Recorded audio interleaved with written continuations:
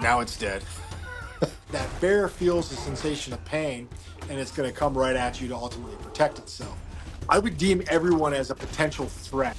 Welcome to another episode of Experts React. I am Donny Dust. I will be answering some questions today. People know me as the professional caveman, the author of Wild Wisdom, and the guy that so many people say Arthur Morgan was based off of. Today I'm going to be reacting to Red Dead Redemption 2. We're going to dive into it and see, from a survival standpoint, how accurate this video game is. What's he shooting?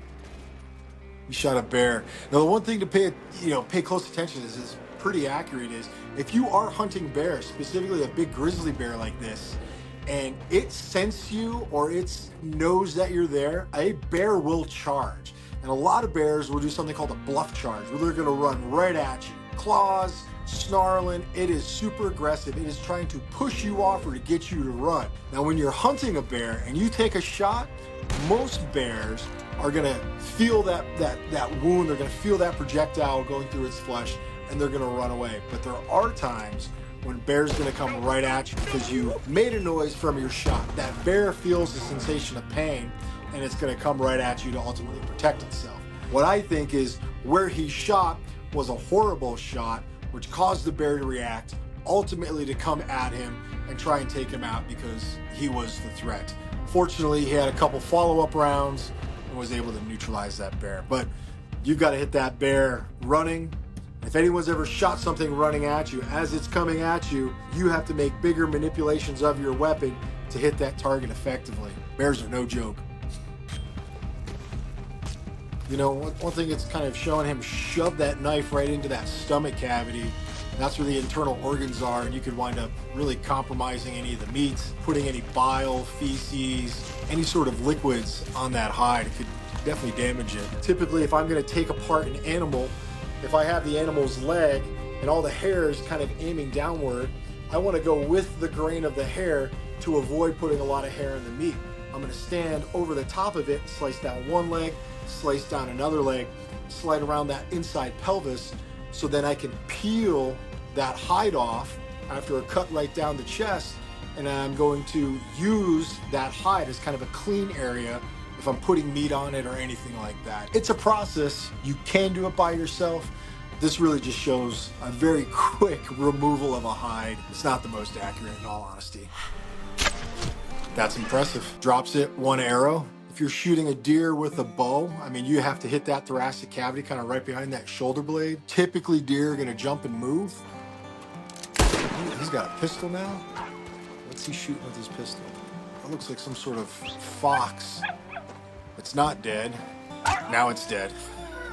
That is a fast skin job of that fox. That was probably the fastest skinning I've ever seen. That's impressive, that's for sure. Typically, you know, when it comes to something like a fox or some of those fur bears, they're usually trapped. As soon as you shoot an animal and you start to compromise its flesh and its hide and things to that extent, it starts to deteriorate. The pelt on a fox is the most desirable, and you're going to want to take a lot of great care when skinning that fox to really maximize the fur coverage. Now, you can have hides that have no fur attached and it's just buck skin, or you can have something like a tanned hide that's been tanned with brain with the fur still on it. Now, this process has many different steps. Once that hide is fully removed off the animal, it starts to instantly spoil. The air starts to get to it, dirt starts to get to it, and it can start to rot. When you remove a hide, little pieces of flesh will stick to the inside of that skin.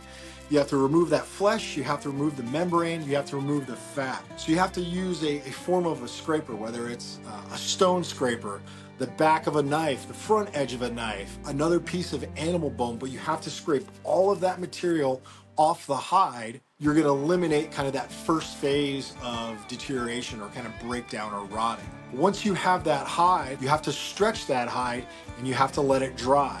Skinning an animal is definitely something that takes a little bit of time. More importantly, based on that animal. Every animal is a little bit different, but the key thing is you want to get that hide off, maximize the coverage of the hide, whether it's going to be turned into mittens or some sort of coat, ultimately so you get kind of more bang for your buck, if you will. So that's kind of fun. You can actually peel the skin off of a rabbit like that. Requires a little bit more strength. You'll get a little bit of fur, but that is doable. All right, gator. I've peeled some gators. There you go. He flipped it over. The most important portion of the gator is that stomach, that belly hide, if you will. That's where a lot of boots and belts and things come from. The top stuff is really hard. Ideally right here, he could lop off that whole tail. He did take the correct portion of the hide. A lot of people usually don't take the back of the alligator because it's really tough and it's almost like armor, but that belly is where you get all the good sort of watches, bands, and leathers and sheaths and stuff like that. Oh wait, time out. He's gonna, all right. This is where he's gonna kill, looks like this ram with the tomahawk. That's not gonna happen. It is a weapon, it is a chopping weapon, it is a tool, but to throw a tomahawk at some sort of, bighorn sheep or some sort of aspect of ram, that would never happen. Oh, bison, there you go. 1, 2, 3 shots. Lever action, probably some sort of 30-30. That's pretty applicable. I mean, I've hunted bison. It takes a couple of shots to bring down a bison, especially a big bull like that. That's going to require some firepower or a well-placed arrow shot behind that shoulder. Now here comes the tricky part. He's going to probably skin this out. No, you never take your knife, jab it into the cavity. As soon as you do that, you're going to puncture the internal organs and potentially spoil all the meat. Man, that hide right there, that's heavy. I've tried lifting a bison hide that's come right off a bison. It is wet, it is soupy, it's covered in blood and membrane. It's a couple 100 pounds. It's a lot. From a realistic standpoint, you could be on horseback with some sort of repeating rifle, a lever action rifle, and take down a bison. The problem is that bison weighs, 1,500 to 2,000 pounds. And if you're looking to take meat back, well, I mean, the liver of a bison is the size of like a garbage can lid. The tongue, the back straps, the hindquarters, all of that weighs a lot. Now that horse could probably carry some components of it, but he's not going to be able to, take it all with him. So what a lot of trappers, what a lot of frontiersmen would do is they would shoot an animal and they would immediately, within the next probably 30 minutes to an hour, scrape all the flesh and membrane and fat off that animal, stretch it, and put it in that rawhide form. That is essentially animal hide that's been stretched when wet and then dried, and it becomes super, super tight. So when you're in that rawhide phase, that's a very easy transport phase. It decreases a lot of weight, the moisture is drawn out, and it's very easy to go from point A to point B with that rawhide.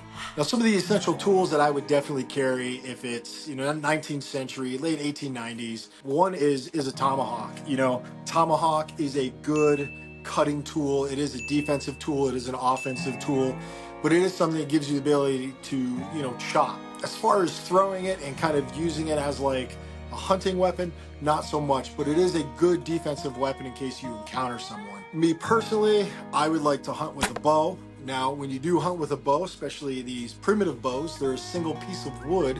When we compare that to something more modern like a compound bow, you can shoot 60 to 80 yards pretty accurately with all the bells and whistles and sights and you name it. It's designed to be able to shoot far and shoot deadly. But knowing that it's the 1890s and some of those modern things aren't available, I would probably go with some sort of lever action rifle, a repeating rifle that gives me the ability to throw 4 or 5 in my loading tube, lever it, take some shots. I know I could take down a deer. I could take down a potential threat in the human aspect. I could actually, even take down a bison with a couple well-aimed shots. But a rifle, a good knife, a tomahawk, those are probably my main kind of hunting and crafting and kind of survival tools. More importantly, a good hat, a nice place to carry kind of my essential supplies, probably a little bit of whiskey, maybe a little bit of tobacco for trading, and a couple good wool blankets, that I could actually work in some sort of bedroll that I could sleep next to a fire or stay warm with. I think anybody I would come across during this 19th century, if I was this character, I would deem everyone as a potential threat, Yeah, I think one of the key things in this is that you do have the gameplay during day and during night. And That's pretty accurate. A lot of things can happen at night as well as the day, but nighttime is that time for you to ultimately rest, refuel, and kind of heal anything from that day or the previous days. But that's when a lot of predators are active. That's when potential, adversaries could be looking to take advantage of you. From a survival standpoint, the nighttime poses the biggest threats. You light a fire at night, it's kind of like a homing beacon to let other folks know where you're at. Some of the key things when you are looking to establish a camp is ultimately your security. And that security comes from threats of animals. Are you in an area where there's a lot of bears denned up? Is it a mating season where, the males are more agitated and it could potentially pose a threat to you? Another aspect of security is weather. Am I in the bottom of a ravine where a potential flash flood could wipe me out? Am I high up on a hill where lightning could strike? More importantly, where I'm camping at. Am I in an area where there's a population of people that don't want me there? All those sort of things can ultimately pose a threat to you. So I kind of focus on my security. So I want to be able to isolate myself, but I also want to have resources on hand. That's fresh water, that's fuel wood to make a fire, to boil water and coffee, to be able to cook food. If I have resources on hand, then I could ultimately, like I said earlier, rehydrate and refuel. So I guess in the extreme survival situation or that survival scenario, you are going to die from exposure first. What do I mean by exposure is exposure from the sun, exposure from the cold, the rain, the snow, a dust storm, even a windstorm. The natural environment will kill you quicker than you being dehydrated, you running out of food, or even from some sort of internal kind of parasite, whether you got the runs for a couple days. Exposure to the elements will ultimately kill you. Now, how you kind of overcome this and how you battle this is kind of knowing the environment you're traveling through. If I'm going to be in a winter environment, I know I'm going to need thermal layering to keep me warm. So all the hides I've been taking, those are going to become jackets and leggings and boots. I'm essentially going to create a snowsuit out of animal furs to keep me warm. The main character in this has the resources that he needs ultimately to survive. He has the cutting tools, he has the means of travel, and it seems like he has a good awareness on animals and how to shoot them, properly take them down, and ultimately use the resources. I think if I was to give Red Dead Redemption 2 a grade as far as accuracy on the survivability, I would go with a good 7.5. I think some of the things that I struggle with are just the removal of the hide tanning and the processing, but there is an authenticity in where he's camped out, how he moves around on a horse, the animals that he would be hunting, all very accurate during that timeline. All right, that is it. That is another episode of Experts React, focused on Red Dead Redemption 2. Don't forget to hit that like and subscribe button and leave some comments down below. I am Donny Dust. Feel free to give me a follow on my own channels. Just go to donnydust.com and you'll find what you need.